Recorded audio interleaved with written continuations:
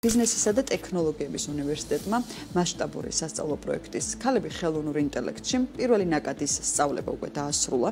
შესაბამისი სერტიფიკატი კი მონაწილეებს სპეციალურ ღონისძიებაზე გადაეცათ. გადამზადება, რომელიც გაეროს ქალთა ორგანიზაციასთან პარტნიორობით, ასევე ევროკავშირისა და ნორვეგიის მთავრობის ფინანსური მხარდაჭერით მიმდინარეობს, საწყის ეტაპზე წარმატებით 100-მა გოგონამ გაიარა. უკვე შერჩეული არის მომდევნო 100 მონაწილეც, რომლებიც მომდევნო 9 თვის განმავლობაში ხელოვნური ინტელექტისა და ვებ დეველოპმენტის მიმართულებით გადამზადდებიან.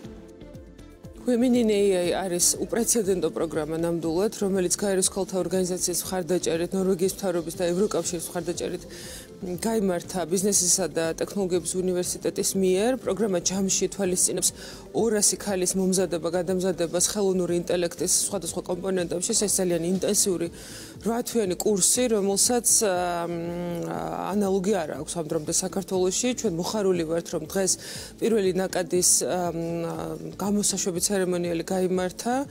65 სტუდენტი დავაჯილდოვეთ ამ დამამთავრებელ ღონისძიებაზე და ველოდებით, რომ კიდევ 100 მონაწილე უნდა შემოგვიერთდეს. ეს ძალიან მნიშვნელოვანი ღონისძიებაა, რადგან მსოფლიოს მასშტაბით ქალები, რომლებიც ტექნოლოგიებში ჩართულები არიან, ყურადღების მიღმარჩებიან. ჩვენი მიზანი კი ისაა, რომ ქალები ფართო საზოგადოებას გავაცნოთ, გვინდა არსებული რეალობა შევცვალოთ. ქართველი ქალები ძალიან ჭკვიანები და ძლიერები არიან, ამიტომ ყველაფერს ვაკეთებთ იმისთვის, რომ როგორც ქართულ, ისე გლობალურ ტექნოლოგიურ ინდუსტრიაში მათი კონტრიბუცია გაიზარდოს. ფრონტში ჩართული სტუდენტები გადიოდნენ მნიშვნელოვან პრაქტიკულ საკითხებს, რაც მათ სჭირდებათ დასაქმებისთვის, მაგალითად მათ გაიარეს HTML, CSS, JavaScript, React და ასევე დამატებითი ბიბლიოთეკები და გარდა ამისა, მათ დასასრულს შეადგინეს პროექტი, რომელიც მოიცავდა ფრონტსაც და ბექსაც.